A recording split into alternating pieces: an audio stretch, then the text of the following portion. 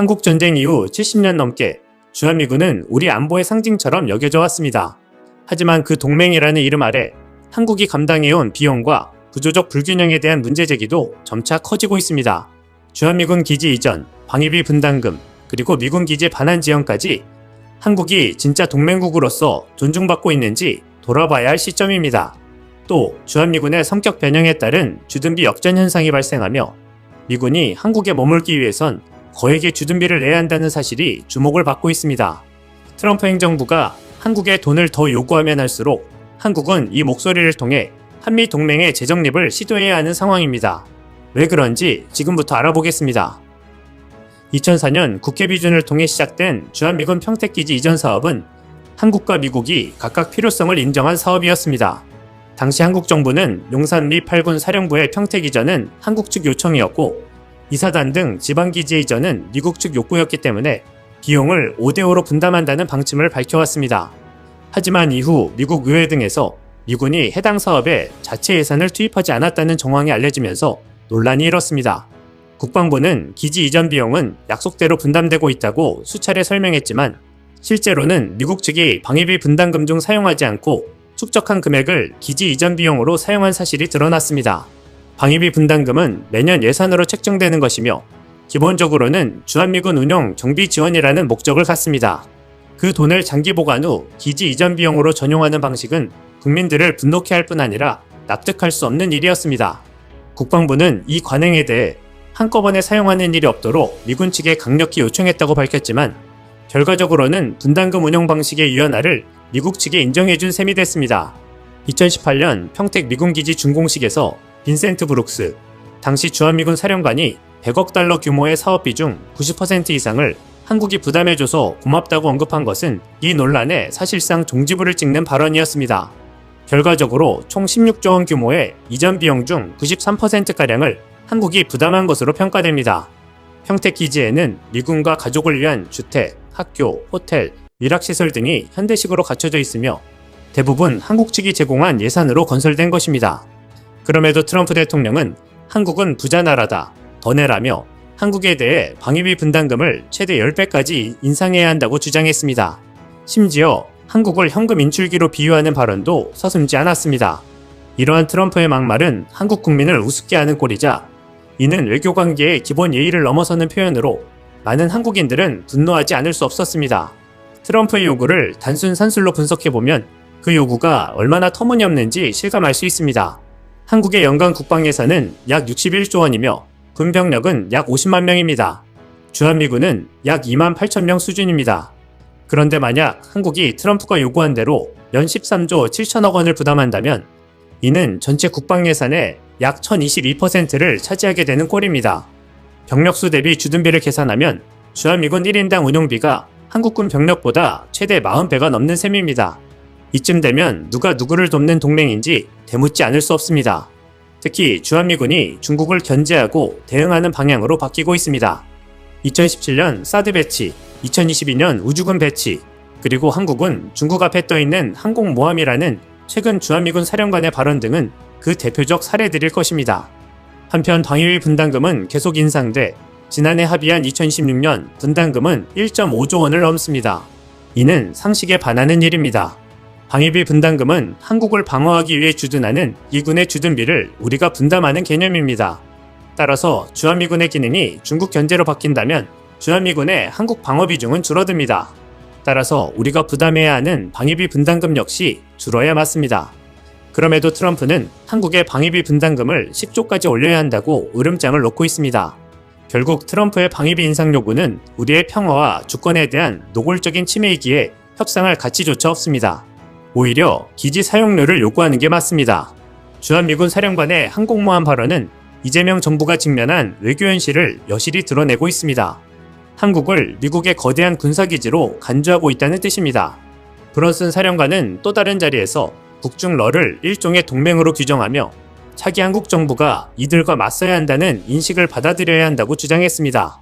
그러나 이재명 정부가 진정 받아들여야 할 현실은 그 정반대입니다. 한국이 미국의 대중국 군사기지가 되는 순간 우리는 원치 않는 전쟁에 휘말릴 수밖에 없기 때문입니다. 나아가 브런슨 사령관의 이 같은 발언 자체가 대한민국의 주권을 심각하게 훼손하는 행위입니다. 트럼프 행정부가 주도하는 아시아 안보 전략의 핵심은 동맹국의 일체화, 곧 동맹국의 대중국 전진기지화입니다. 그동안 한국 외교는 묻지마 동맹에 의해 좌우되어 왔다 해도 과언이 아닙니다. 외교 정책의 최우선 순위는 언제나 한미 관계였고 그 중에서도 한미 군사동맹 강화가 핵심 과제로 자리 잡았습니다. 이를 위해 한중 관계, 한러 관계의 악화를 감수하는 일도 서슴지 않았습니다. 그러나 지금과 같은 국제 질서의 격변기에는 묻지마 동맹이 오히려 우리의 국익인 평화와 주권을 심각하게 훼손할 수 있습니다. 국익을 중심에 둔 실용 외교가 성공하기 위해서는 이제 묻지마 동맹을 따져보는 동맹으로 전환해야 합니다. 때문에 새 정부는 특히 변화하는 한미 동맹의 성격이 한미 상호방위 조약에 어긋난다는 점에 주목해야 합니다. 한미 상호방위 조약은 태평양 지역에서 한미 양국의 영토가 무력 공격을 받을 경우를 전제하고 있습니다. 하지만 대만은 한국의 영토도 미국의 영토도 아닙니다. 이런 점에서 미국이 추진하는 대중국 군사기지화와 동맹의 일체화 전략은 조약의 지역적 적용 범위를 명백히 벗어나며 법적 정치적으로도 정당성을 갖기 어렵습니다. 때문에 트럼프 전 대통령이 제기한 방위비 분담금 인상 요구에 대해 거부 의사를 밝혀야 합니다. 2024년 10월 한미 양국은 2026년부터 적용될 방위비 분담금 특별협정에 합의했습니다. 트럼프의 인상 요구는 명백한 합의 위반이며 재협상의 명분이나 정당성은 어디에도 존재하지 않습니다. 누차 얘기하지만 사실 한국은 방위비 분담금을 낼 이유가 없습니다. 주한미군 주둔 비용의 일부를 한국 정부가 나눠내는 돈이 방위비 분담금입니다.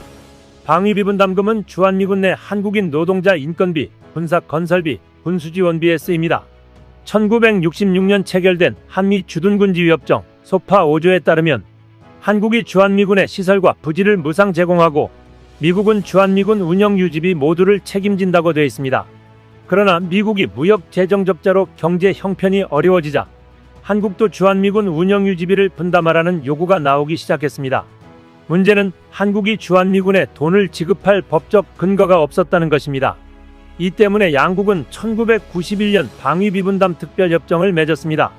폼페이오 장관과 에스퍼 장관은 한국은 부양 대상이 아닌 동맹이라는 제목의 월스트리트 기고문에서 한국과 미국 모두 현 상태의 유지를 더는 허용할 수 없는 매우 크고 복잡한 전략적 도전에 직면했다며 이것이 한미 방위비 분담금 특별협정 논의의 맥락이라고 밝혔습니다. 2018년 5월 평화와 통일을 여는 사람들은 정보공개 청구를 통해 국방부에서 받은 자료와 자체 입수한 미 국방부 2017 회계년도 운영유지 예산 개요 자료 등을 근거로 한미 양국 방위비 분담률을 도출한 바 있습니다. 그 결과 2016년 기준 한국의 분담률은 72.6%, 미국의 분담률은 27.4%로 파악되었습니다. 그럼에도 그때까지 한미가 공개해온 한국의 공식 방위비 분담률은 42%에 불과했습니다. 이렇듯 한국의 실질 분담률이 명목 수치보다 훨씬 크다는 건 미 보수 언론마저 동의하는 사실입니다.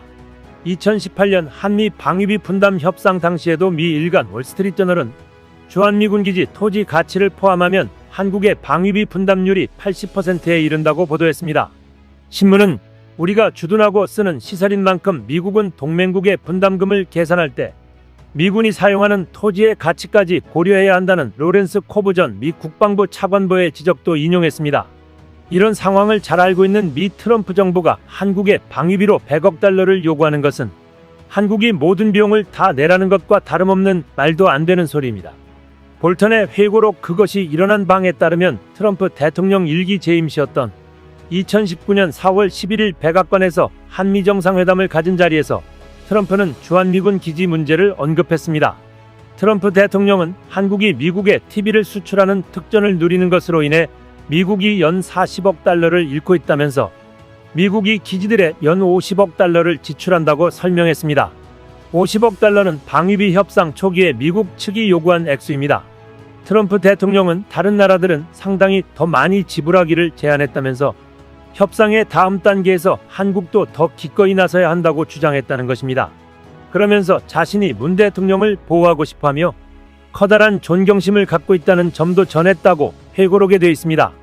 이에 문 대통령은 많은 한국 기업이 미국에 투자하고 있다고 답하면서 기지 비용과 관련해 트럼프 대통령의 기대치가 너무 높다며 항변했다고 볼턴 전 보좌관이 전했습니다.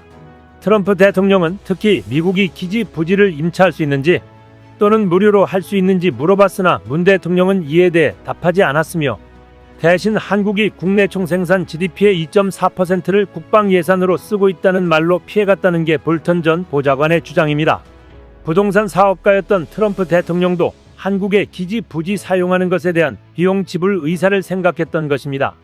다시 한국의 분담금 인상을 요구한다면 반드시 한국의 기지 부지 사용료에 대한 입장을 표명해야 할 것입니다. 트럼프는 주한미군을 철수를 빌미로 분담금을 압박하는 상황입니다. 일단 주한미군 철수는 사실상 불가능합니다. 주한미군이 가지는 지정학적, 안보적 가치가 헤아릴 수 없기 때문입니다.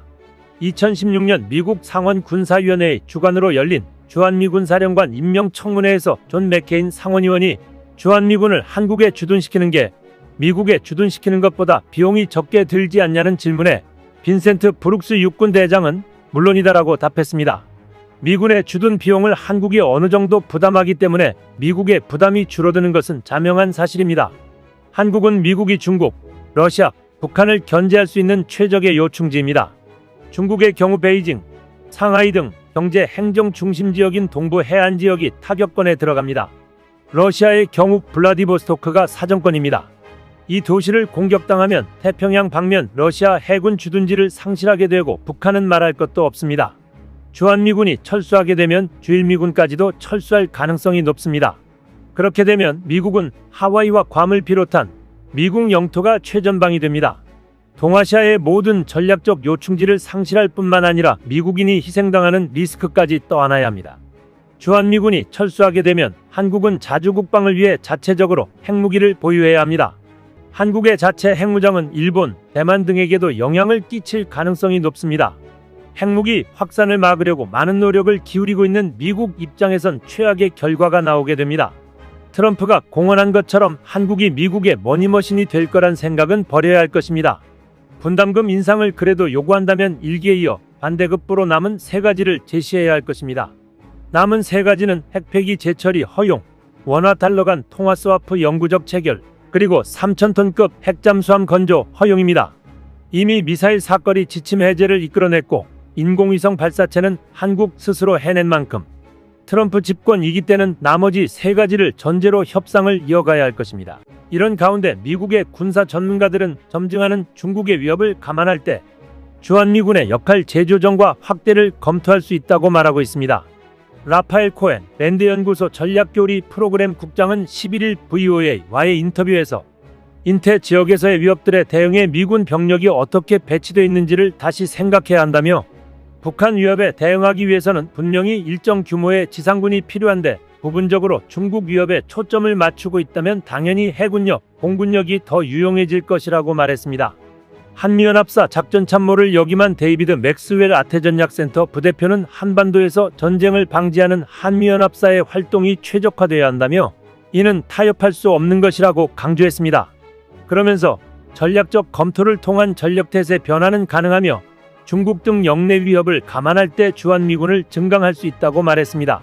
또 주한미군은 추가적인 물류 부대로 증강될 수 있으며 필리핀, 일본, 한국 전역의 공군기지와 함께 전투 부대를 발진시킬 수 있는 플랫폼이 될 수 있다는 것입니다. 반면 마이클 오헨넌 브루킹 연구소 선임연구원은 북한에 대응하는 주한미군의 전통적 임무가 여전히 매우 중요하다고 말했습니다. 그는 미한 동맹이 일부 대중국 임무를 포함해 지역적 범위로 확대되는 것이 동맹에 더 건강할 수 있지만 변화의 속도가 완만해야 한다고 말했습니다. 또 한국이 중국과의 분쟁에 관여하길 원치 않을 것이라는 점을 감안할 때 임무를 보다 일반화하는 것은 괜찮을지라도 중국에만 집중하는 것은 좋지 않다고 말했습니다. 트럼프로 인해 전 세계에서 각국의 방어는 스스로 해야 한다는 자각론이 힘이 실리고 있는 상황입니다. 지금까지 미군 기지를 무상으로 제공해왔던 이유는 주한미군이 한국 방어용으로 주둔했기 때문입니다. 이제 그럴 이유나 근거는 없기에 당당히 기지 사용료를 요구해야 합니다. 그 요구에 화답하지 않는다면 주한미군의 철수를 우리가 먼저 요구해도 이상할 것이 전혀 없습니다. 미군은 평택기지로 이전한 이후에도 서울 용산, 동두천 캠프 KC, 의정부 캠프 스탠리 등 과거의 핵심 기지를 여전히 유지하고 있습니다. 2000년대에 들어 미군 기지 이전 사업이 발표된 이후 천정부지로 뛴 용산의 아파트 가격, 동두천의 한복판을 차지하고 있는 캠프 KC, 의정부의 새 법조타운이 들어설 자리에 남아있는 캠프 스탠리 등의 반환이 늦어지면서 지역 경제나 주민들은 많은 기회비용을 잃고 있습니다. 이런 상황에서 미군 기지가 반환되지 않고 계속해서 도시의 발전을 저해하는 블랙홀로 존재하고 있다는 비판도 제기됩니다. 평택기지를 유치하기 위해 만들어진 특별법에 따른 각종 인프라 예산도 전액 한국 정부가 부담했으며 이는 곧 국민 세금으로 충당된 재정이었습니다. 미군에 주는 방위비 분담금으로 한국이 최대 13조 원을 쓴다는 건 어떤 의미일까요?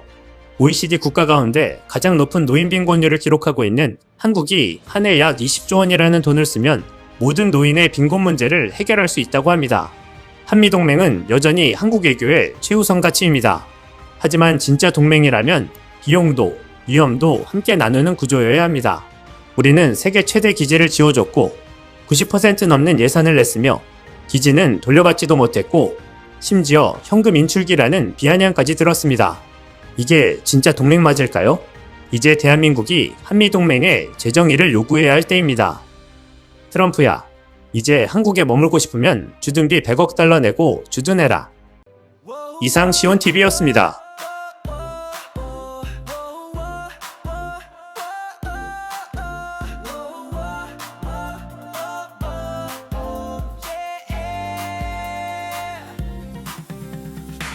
우리가 빛이다 세상을 비춘다 한마음으로 외쳐 진실을 향해 시온TV 함께라면